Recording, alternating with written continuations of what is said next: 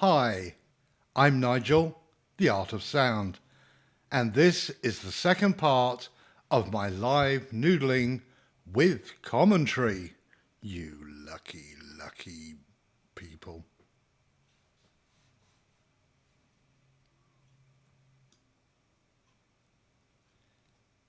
In the first part, we began making a patch from scratch, and we ended up with a sequencer line and a drum pattern that's on its own separate mix.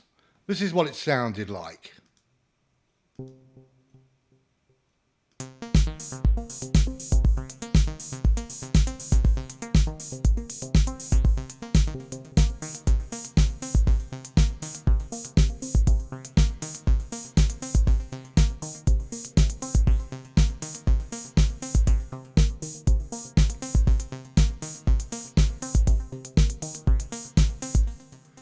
Now you may have noticed at the beginning of that, the drum pattern wasn't quite in time with the sequencer, so I had to press the reset button to synchronize the two up together.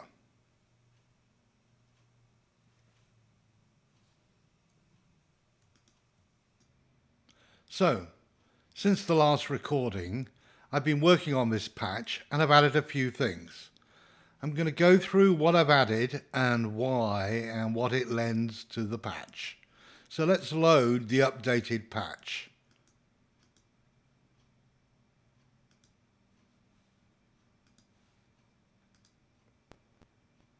And here it is. So let's start with the sequencer line. If you remember, the sequencer line sounded like this.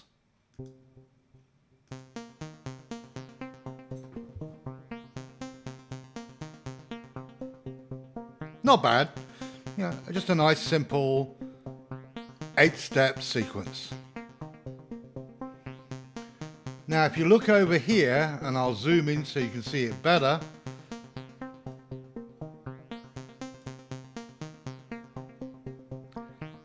this is an extra voice that I've added to the same sequencer line. And what I've done is take a tiny sine, which is a module by AS that produces a simple sine wave, duplicated the VCF, the VCA and the envelope, and taken the output from the sequencer, row 1, so that this voice plays the same notes as the original braids did. Let's listen to it.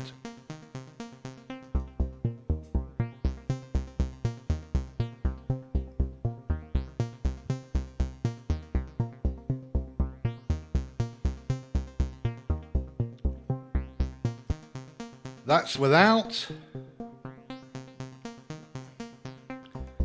and that's with.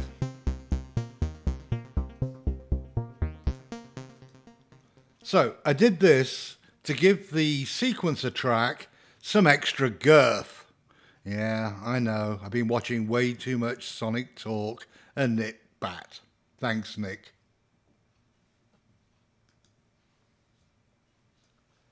So, let's listen to that extra voice by itself.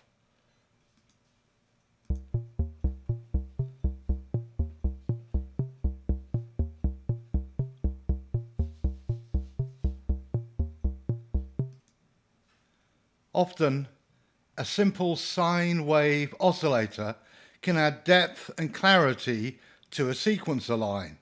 It's also very good to add extra depth to a bass line. It sort of focuses the sound and lets you hear and emphasizes the sequence better. Now let's listen to that one voice with the drum pattern.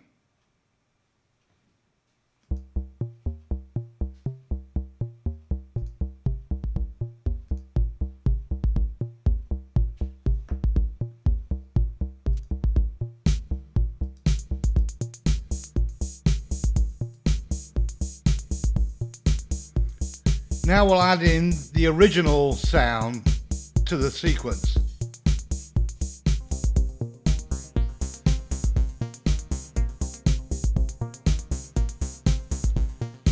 Here it is without.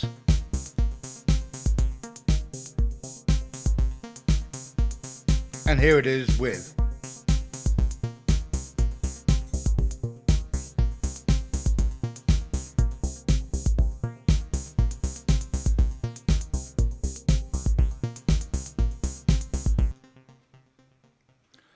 I find that using a sine oscillator like that just brings out a little bit in different sequences. Just gives it a little bit more clarity, a bit of edge, a bit of depth, just makes it sound better often. And again, when used with bass voices, it's really effective as it gives some true depth to the sound of the bass. Now I'm going to show you how I duplicated that voice. If I want to duplicate a module with exactly the same settings as the original, what you do is you right-click on the module and from the pop-up menu choose Duplicate. And here is an exact copy of this module with exactly the same settings.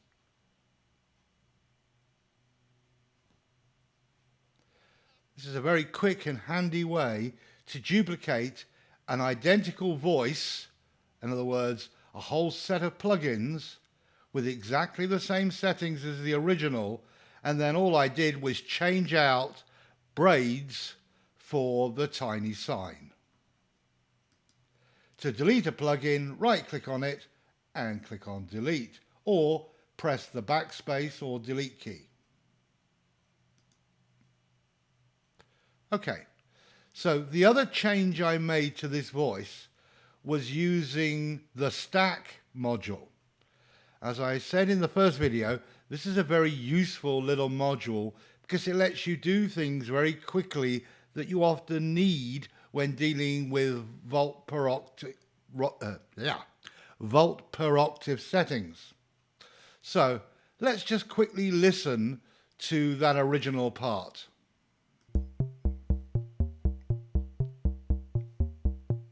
And now here's the original sequencer voice.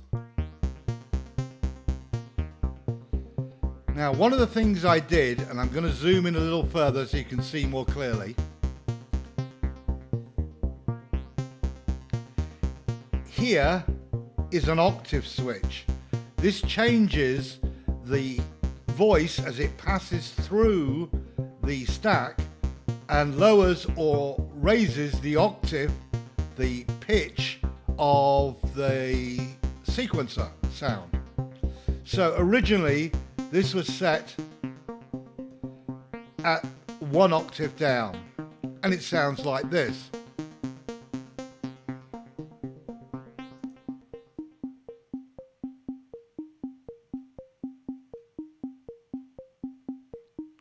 Now, by changing the octaves, and I'm going to lower it by 1 to start with, and now I'll play the original sound with it as well.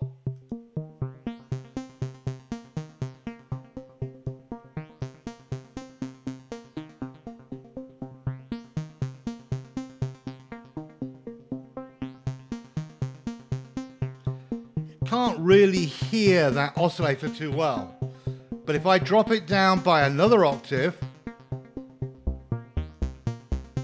lo and behold, now you can actually hear that depth of the sound from the tiny sine. You can also raise it as well if you wanted to add higher frequencies of sounds to the original sequence by just raising the octave.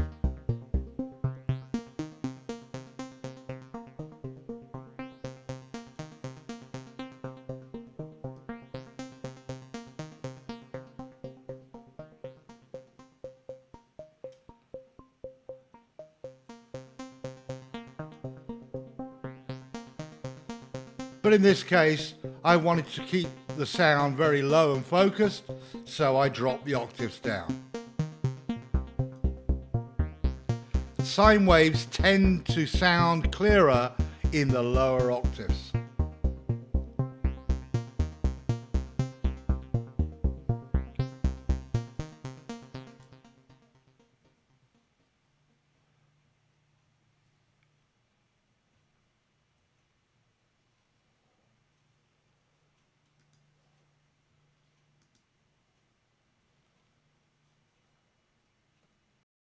Now let's look at what else I've added to this patch. If I scroll down, you'll see I've added another sequencer line along with another sequencer voice for this sequencer to play. Let's have a listen at what that sounds like.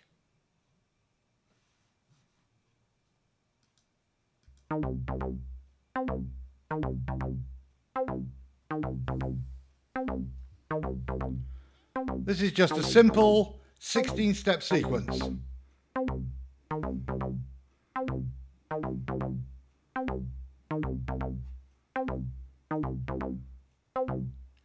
And if I mix it in with the original sequence voice, this is what you hear.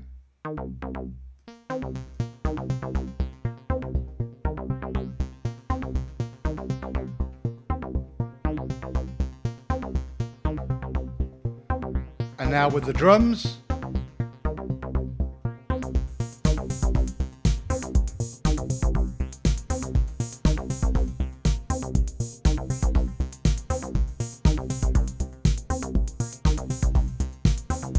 Without.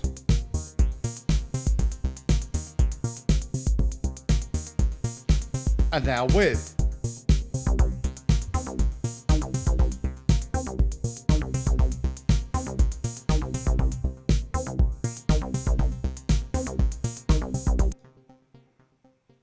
Okay, so let's look at what I've actually done. I'll zoom in a bit. Okay, so first thing I did was duplicate a sequence. So I added another sequencer. Now, why have I used two sequencers instead of using the second row of the original sequencer? Well, one of the limitations with this particular sequencer is to do with triggers, and that's these lights at the bottom. When you turn a trigger on and off for a particular note, it doesn't sound. And with this particular sequencer, when you turn off a trigger, it turns it off for all three rows. So if I turn off this trigger, I won't hear this note, but I also won't hear this one, and I won't hear this one. And in the case of this sequence, I wanted a different rhythmic pattern. So I needed a second sequence to do it. And here you can see that I trigger only on the 1st, 7th, 8th, 13th, 14th, and 16th notes. The rest remains silent. Let me just play you a little bit of this sequence by itself and show you what difference the triggers make.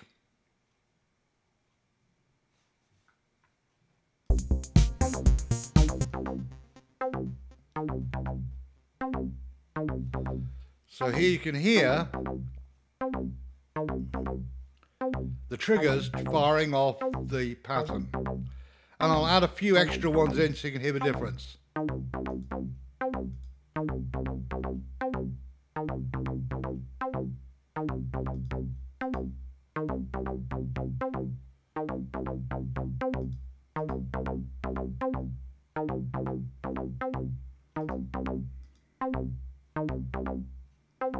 And that's the original. What have I used to make this voice and why? As you notice here, I've used 3 modules. They're all by Vult. And the reason I've chosen these is because they are such high quality modules. And the fact that they're given away for free by Leonardo is simply astonishing to me, because the quality of these modules would cost a fortune if you had to buy the hardware versions in Eurorack. So, the first module I've used is Vessek, and this is a complex analog oscillator. Now, what that actually means is that it's an oscillator that has lots of different options. I'm going to go over a few of those in a moment, but a basic outline of it is as follows. It is a two-voice oscillator. In other words, it can produce two different waveforms at the same time.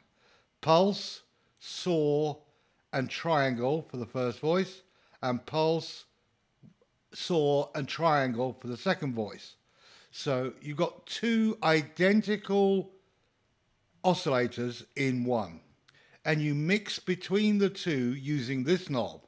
This here would let you hear only oscillator A, and this over here will let you hear only oscillator B, and in the middle that gives you an equal mix of A and B. You've got a fine tune selected here, a coarse tune, or a semitone tune for each voice. So you can tune the oscillators to different pitches. You've got this knob which then selects the value of the tuning, the octave of the tuning, and pulse width, which I'm going to cover in a separate short video. You've also got things like FM, AM, sync, shape of the waveform, an offset, and also the ability to add glide or portamento or slides, as some people know it, between one note and the next. And this can be triggered either by the input gate, so when it receives a gate it doesn't do a slide, or you can trigger it always, so whenever a new note is received it glides to that note. Sort of slides up or slides down. It also has these 6 patch points which are programmable. Now what that means is, for example, if I want to modulate the tuning of the second oscillator, then you click the little button to the left or right of the particular parameter you want to change. Like, for example, here, A. And then you move the knob that you want to change. For example, the mix. Okay, so now if I feed a value into this patch point from, say, an LFO, like this, and this is the amount that the LFO is going to change the mix. Now, whenever the LFO goes up and down, the mix will go up and down in the same way. This is a really simple, easy method of automating any parameter in this oscillator. Okay, so let me just remove that. Finally, at the bottom, there's a volt per octave input, a gate input to trigger glides, for example, and a master tune. And the master tune tunes both oscillators at the same time. Finally, an out for the sound of the oscillator to come out of.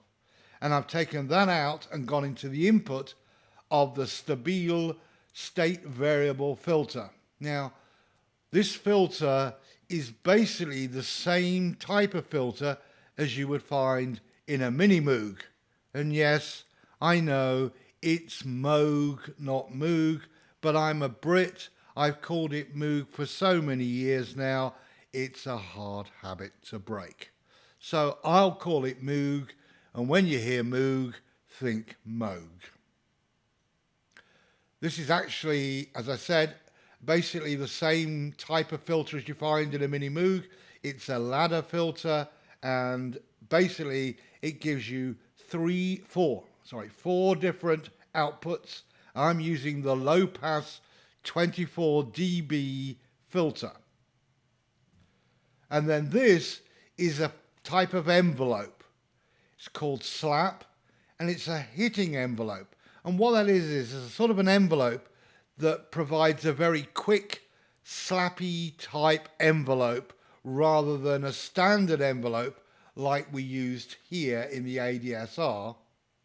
this is a very quick way of producing sharp, clicky, attacky envelopes to trigger the filter with.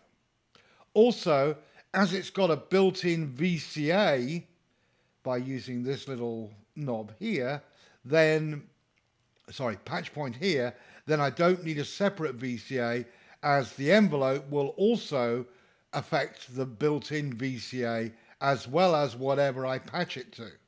So in this case, I've input from the oscillator into the filter and then out from the low pass to the in for the VCA and then out from the VCA up to my mixer, in this case, channel 3.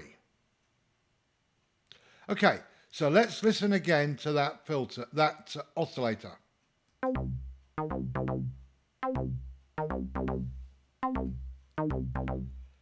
And if I change the envelope, you'll hear the different sort of sounds that you can produce.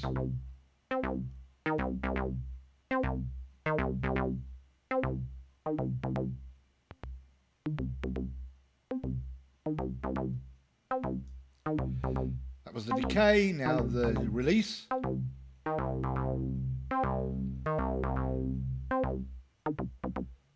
Very sharp and clicky, and very long and sort of fade out on the other. Bit like twanging a string.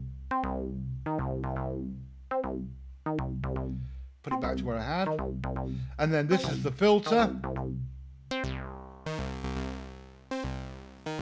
Changing the cutoff to open and close the filter.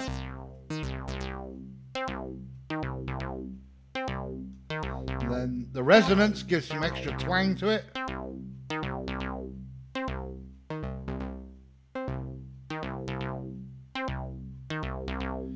And semblance I'm not using at the moment.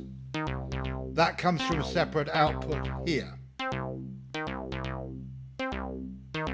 Finally, I'm using an LFO, actually two LFOs. The first one, a sine wave, is actually changing the tuning. So what that does is it detunes by a small amount the second oscillator from the first. And this knob determines the amount. So that's heavily detuned in time with the oscillator here.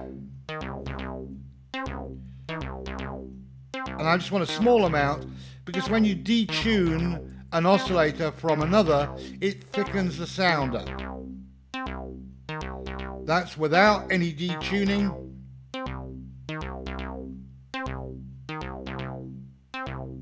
And that's with some detuning.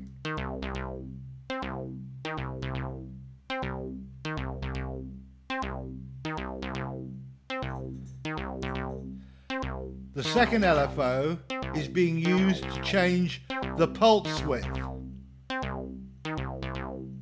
And basically, for all intent and purpose, that also thickens or richens the sound. And again, I'm going to cover pulse width in a short video tutorial later. So, that's the voice that I'm using. Vessek into the stabile or stabile, into the slap, then out of the slap, and then going up to my mixer. So let's listen to that within the mix.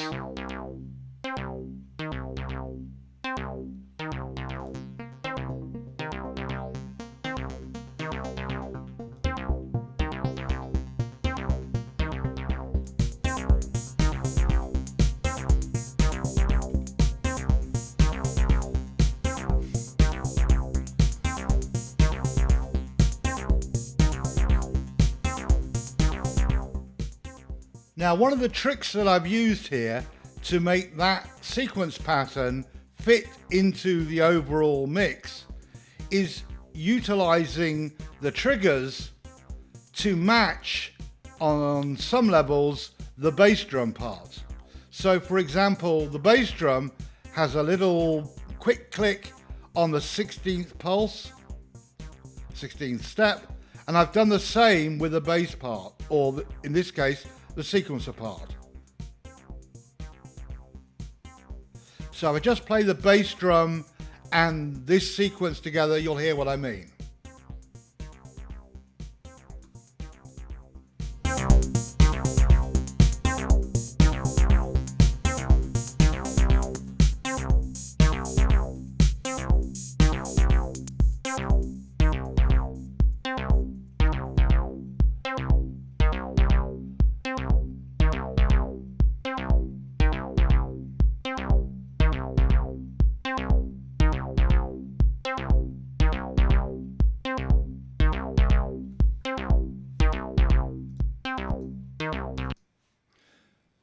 That's a trick that's often used, especially with bass parts, for example, where if you make the rhythm of the bass part match the bass drum part to some degree, or sometimes entirely the same, it actually gives a much clearer emphasis on the bass rhythm, because you've got a bass drum and the bass part playing the same rhythm.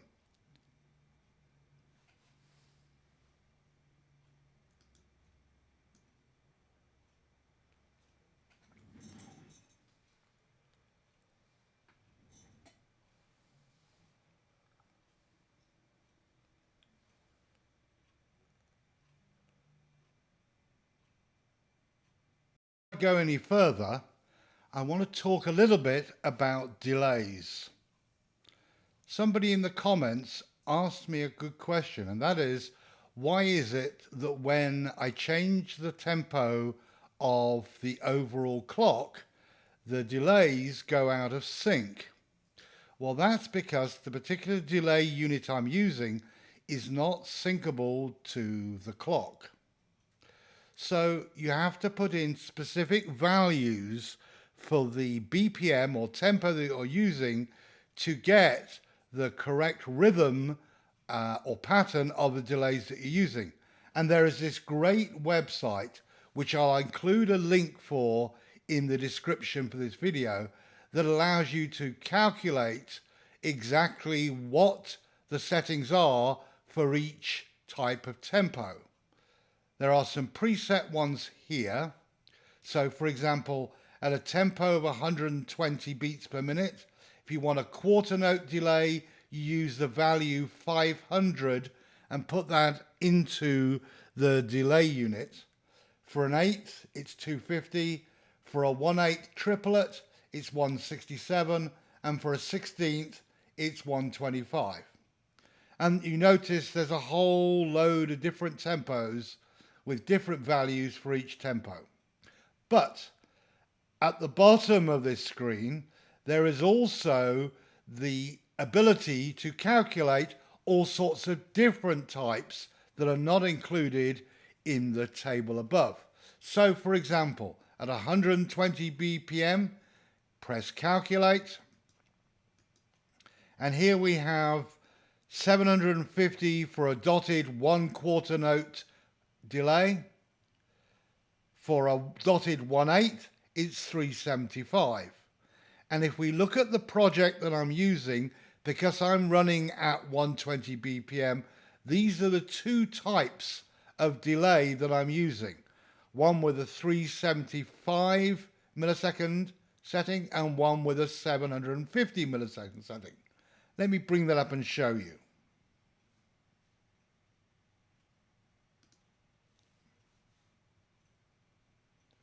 So here you go.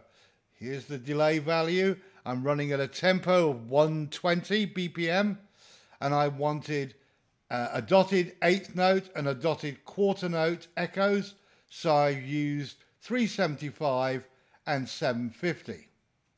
Now, if I just play that sequence with a delay, then you'll hear the echoes working in time with the BPM.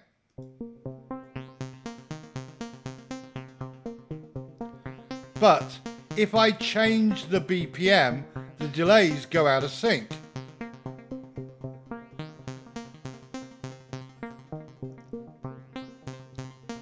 And they only go back into sync when I put the tempo back to 120.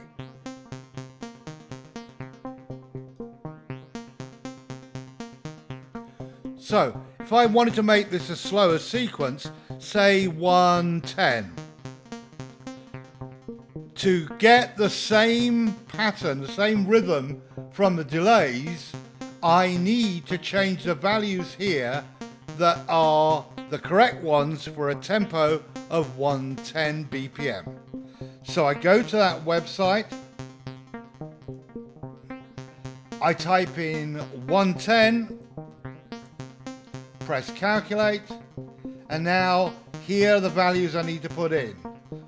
818 for a dotted quarter note,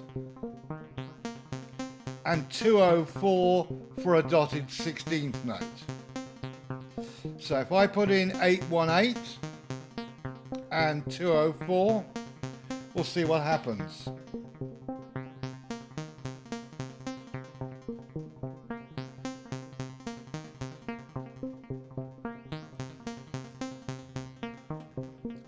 Now, it can be very hard sometimes to get the exact value you want using the mouse, but there's a modifier. On Macs, it's the Command key, and on Windows, I believe it's the Control key. Hold down the modifier key as you move the mouse, and you can move a knob in fine increments.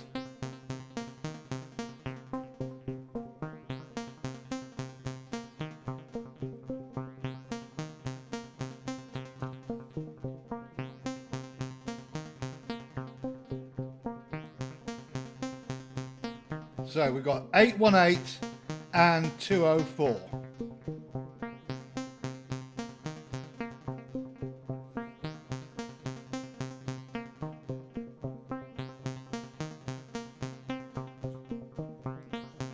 Actually, I was wrong. It's 818 and 409 is what I need to use. So 818 and 409.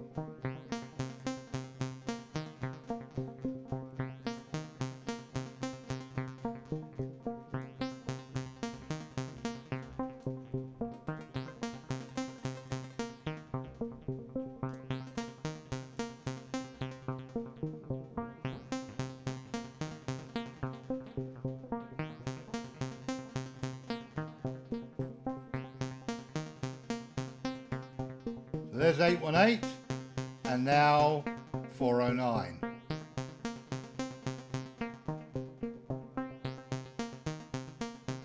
And there we go. Now those tempos and rhythms of the echoes are now correctly synced with a tempo of 110. But I want to go back to 120. So I set 120, and now I set the values here back to their originals, which was 375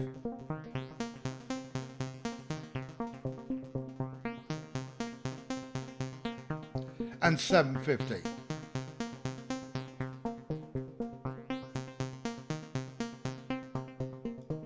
Okay, and now we're back to the original. So I hope that helped explain how you keep things in synchronization with the tempo when using delays. And again, this excellent little website that allows you to calculate all this. Here it is again. I'll put a link to this in the description for this video.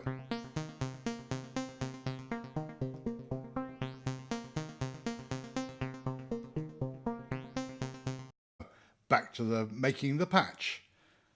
Now, the last thing I'm going to cover in this particular section is how to get over one of the limitations of using a computer interface with something like VCV. One of the problems is that you cannot do multiple button presses at the same time because you've only got one mouse and you can't connect more than one mouse to a system, or at least not in any realistic way that I've ever found. So you need to work out how you can do multiple button presses at the same time using a form of semi-automation. Now, I'm going to cover automation of things like mutes and so on in a later episode. But for now, I'm going to show you how you can manually press multiple buttons at the same time. To do this, we're going to use another module, and this one is by AS, and it's called Triggers. So I'll right click on the menu, go to AS, and look for the Triggers module, and there it is. And I bring it up. Now, Triggers is a very useful little module for certain things that you need to do, and there is no other way of achieving them. What it is there are two large buttons, top one and bottom one. The top one is a latched button. It turns something on and keeps it on until you press it again and it turns it off. The bottom one is a momentary. It means that you press it and it turns something on. You then press it again and it will send the same signal a second time. And depending on what you connected to, this momentary may only work whilst the button is pressed, and as soon as you release the button, it will stop, or it will act like an on-off switch. In the case of mutes with a mix, it acts as an on-off switch. So what I'm going to do is take an output from the momentary, like this, and I'm going to take it and put it into the mute button here on the mixer.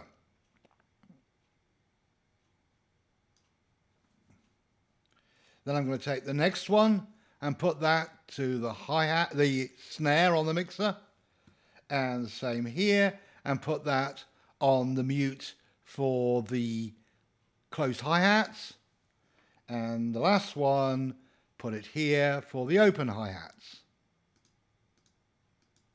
Okay, so whenever I press this button, if you look here, it will now mute the drum parts. And unmute, mute, unmute, mute, unmute. So that one button mutes all of the drum parts with one press. In other words, it's like pressing all four of these little mutes at the same time. Let's hear that in action.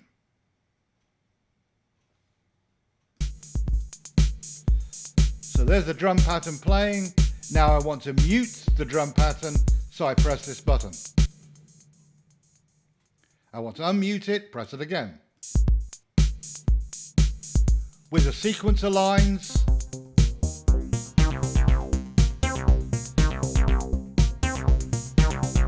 I want to mute the drums.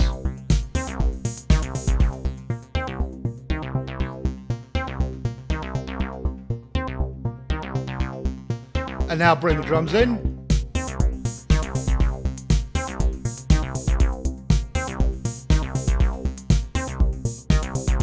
Mute again and up.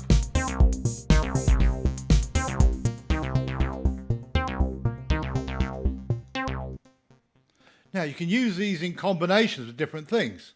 So for example, I have 3 sequencer lines here, and I'm going to set up 3 buttons to mute each of the sequencers.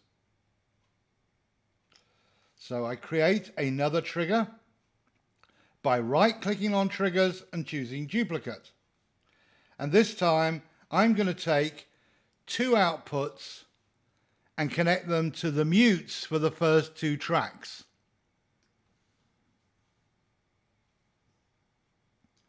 Okay, so now when I press this button, it will turn off the lower, or the first, of the 2 sequences.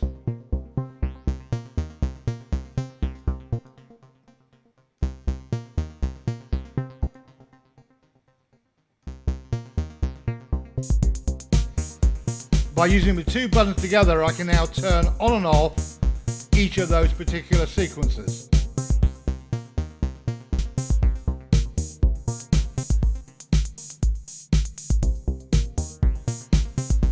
And with the bass, or rather the alternate sequence line,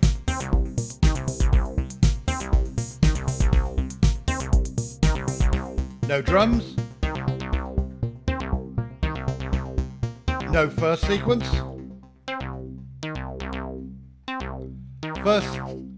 Second sequence and drums.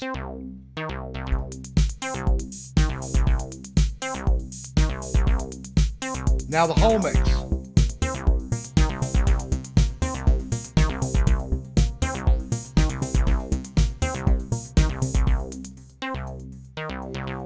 Duplicate again, and this time take one from the bottom and put it to the third mute button for the third track.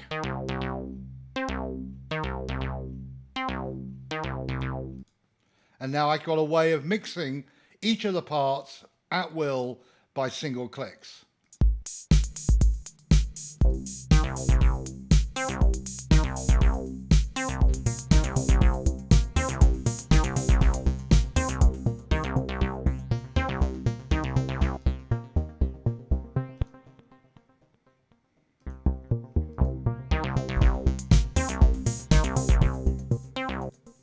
Now, you can also use these to combine mixes at the same time. To show you what I mean, I'm going to do another trigger. And this time, I'm going to take an output from here and connect it to the mute again for the first track. Oops, let's do that again.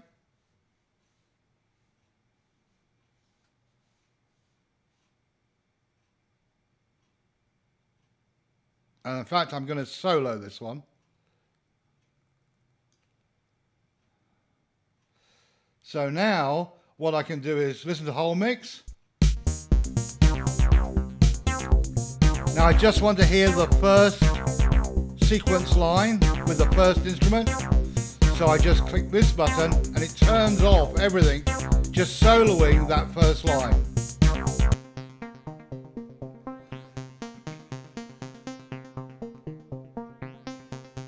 Bring back the whole mix.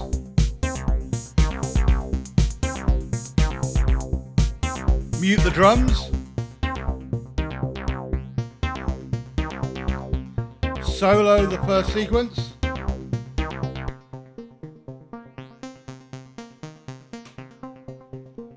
I'm going to mute the second sequence. Now unmute the second voice to the first sequence.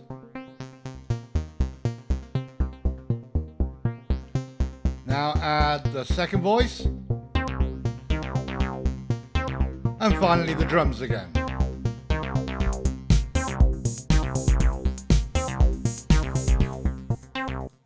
Much fun can be had.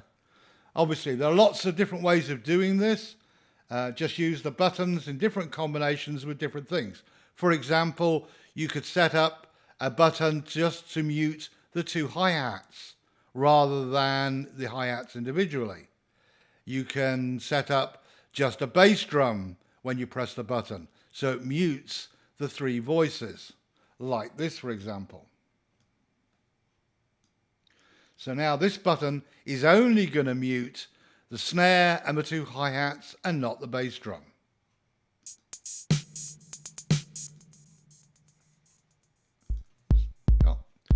So now you can hear the bass drum, bring the rest of the drums in with this button.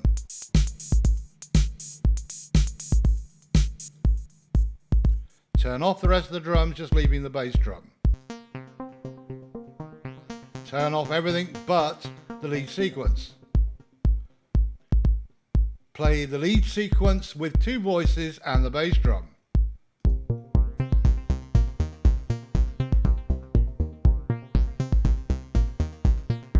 Now turn on the rest of the drums.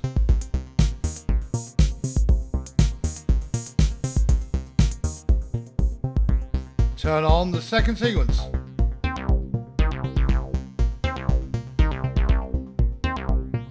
Mute the first sequence.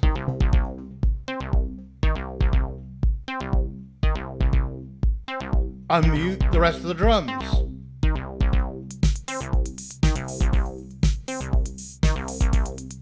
Unmute the first sequence.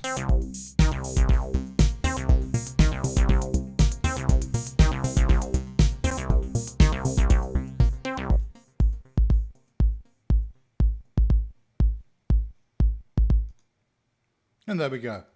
Just a simple way of automating manually a mix using buttons. And you can set these up to do all sorts of things, not just drum mixing and muting. You can use them for things like turning on LFOs. You can use them for changing octaves. You can use them for turning off FX, so on and so forth. How you use them is entirely up to you, but experiment and see what else you can come up with. One of the things that I would like to see is in triggers or similar modules is a way of labeling what each one does. Yes, Freddie, I'm talking to you. Freddie being the developer, AS, who developed these plugins. It would be great to have a little text entry box where you could type in what each button does so you could remember them when you have a whole bunch set up. He'll love me for that.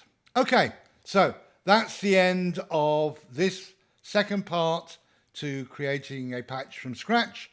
Thank you for being here with me today, and I look forward to being here again in the future. Cheers.